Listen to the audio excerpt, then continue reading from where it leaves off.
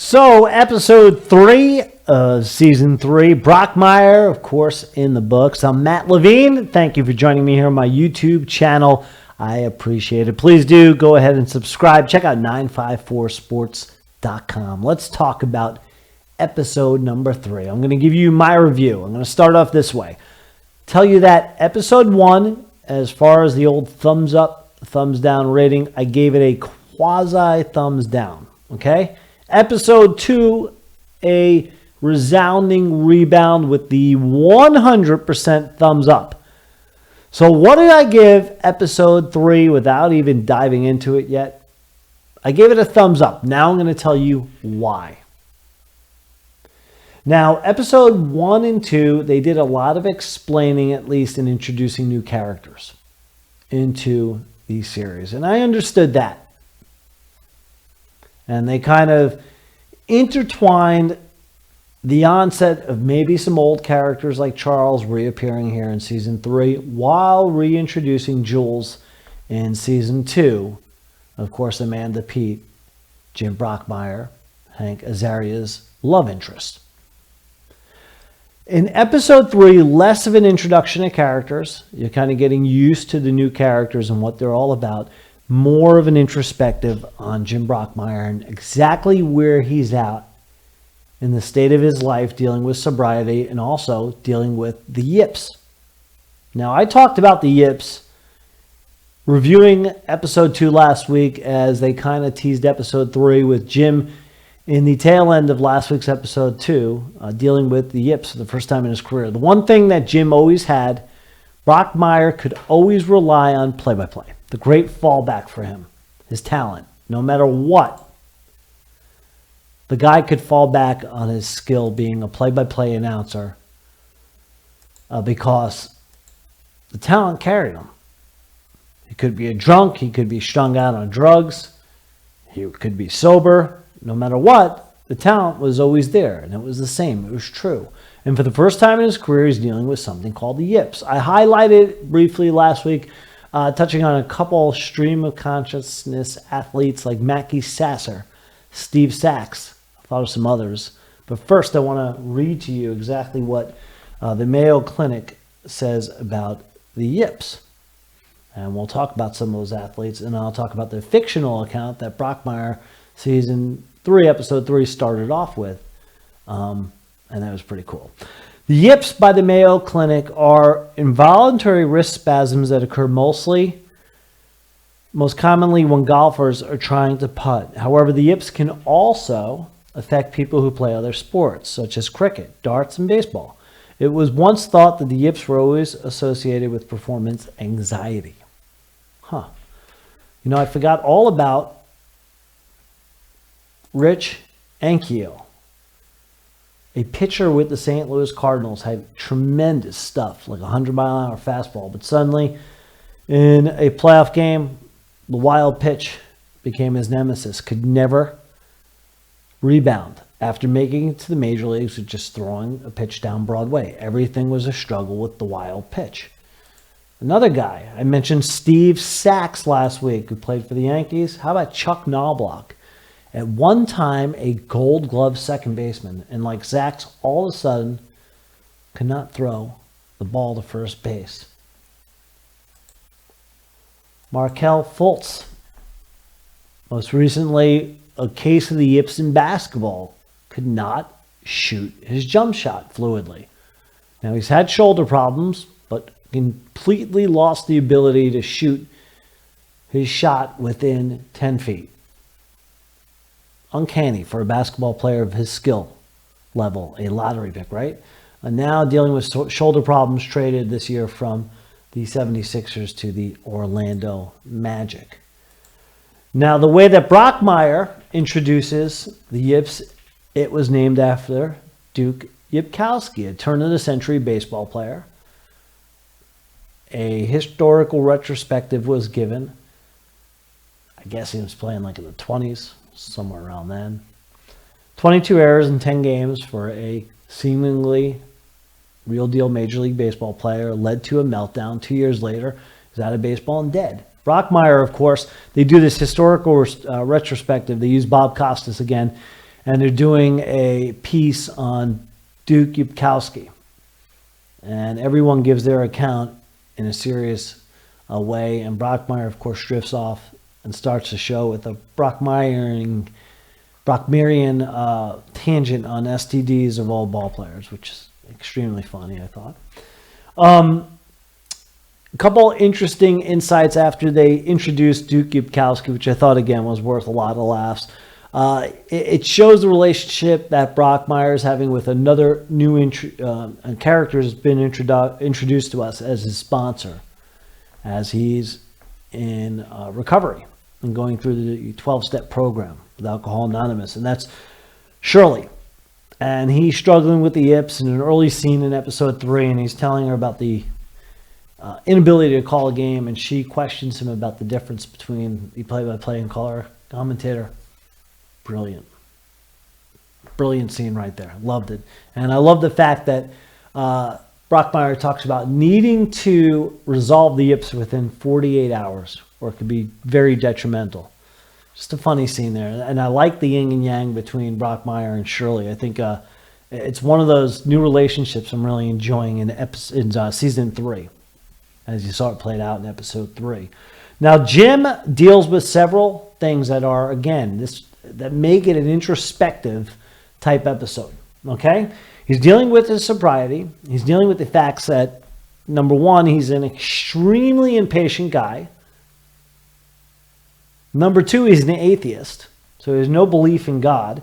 So as he said, he blew through the program in record time. And as Shirley questions him, she said, well, that's because you have no belief and faith in a higher power, which is supposed to support and supplement the program. So Jim deals with that. Also, the battle Jim has of dealing with narcissism and his own narcissistic beliefs and putting himself first and foremost before anything else, and how that affects his relationship or lack thereof with God, relationship with other people, relationship with the program, relationship with even baseball and even broadcasting. Maybe that's a cause, dealing with all these things and not actually having them under control of having the yips.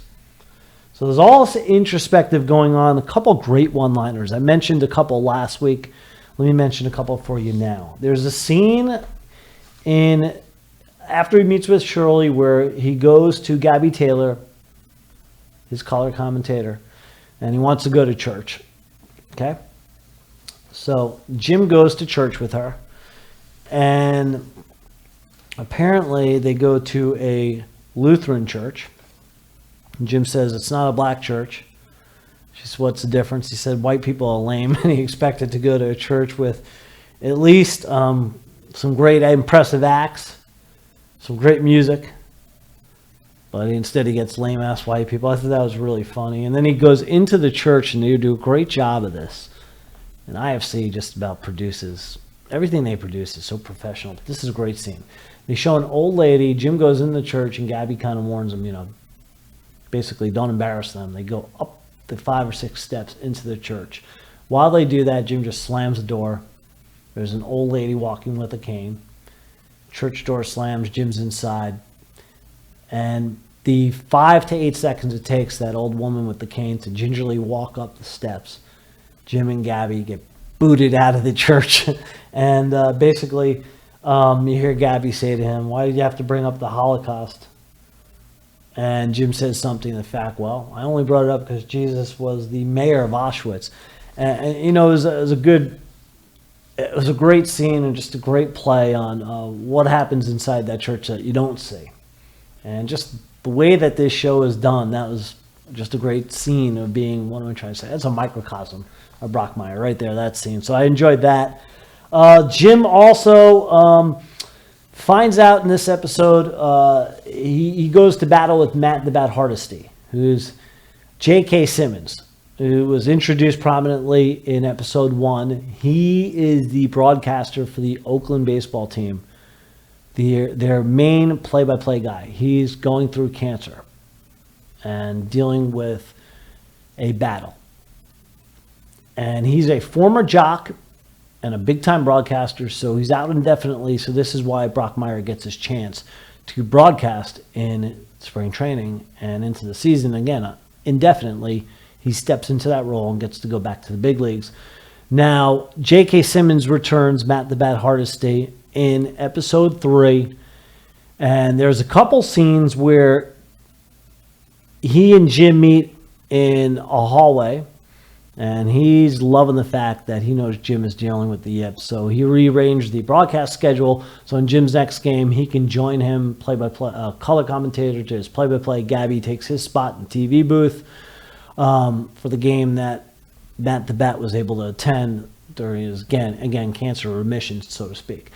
So Matt the Bat rides him pretty good on Brockmire that he's dealing with the yips and he can't wait, blah, blah, blah. So in between this, Jim tries to find God, deals with his narcissism, all the things I mentioned. Fast forward. The game, right before the game that they're supposed to do together, they meet in the bathroom. They have some words, some great dissing going on by Jim to Matt the Bat. Matt the Bat loves the honesty, and he confides in Jim that if there's one person that'll tell him like it is and give him the real truth about what he thinks about him, it's Brockmire. He starts to do that. Long story short, Matt the Bat gets sick and reveals to Jim that he's not really in remission for cancer. There's nothing he can basically do. He's dying. And you see there's some empathy. There's some great tongue-in-cheek humor, locker room humor, boy style, men's style, I'd say. A bunch of meathead, jock humor, play-by-play announcer humor, whatever you want to call it. Just funny stuff. And there's a moment there where, you see Jim is kind of empathetic, but at the same time, Matt the Bat loves Jim pouring it on, and he loves the honesty. And he respects him for that. So anyway, Matt the Bat can't join the game with Jim. Brockmire gets in the booth by himself, and he rids himself of the yips.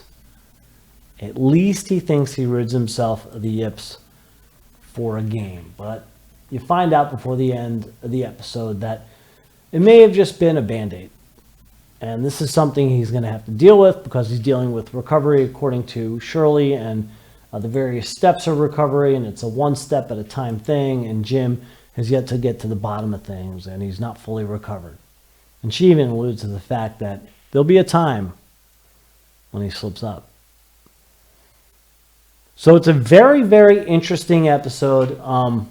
As I said, not as heavily relying on all the different characters, just kind of going back to the bread and butter and going back to Jim dealing with Jim. And I liked the role Jim's playing now with the new characters and the relationship with Matt the Bat, the relationship he's having with Gabby Taylor. I'm still waiting for Charles to come back into the fold. Love Gus, Richard Kind. He plays the producer's role perfectly. I should mention him. Great scene when Matt the Bat and Jim are verbally going at it. I just mentioned the bathroom, and Matt the Bat gets sick. At the end of that scene, Jim says, we need to call a doctor because Matt the Bat's vomiting blood. So he turns around in the bathroom, and Gus is there, overalls, fully on the ground. He's doing his business in here and all. And it's a really funny scene that Richard Kind, his role and his character just play into Brockmire perfectly. So overall, again, a thumbs up. I hope I did a good job of explaining what is somewhat of a complex Brockmire episode, if you want to call it that. I'm looking forward to episode 4, Wednesday night, and it is season 3, Brockmire 2019.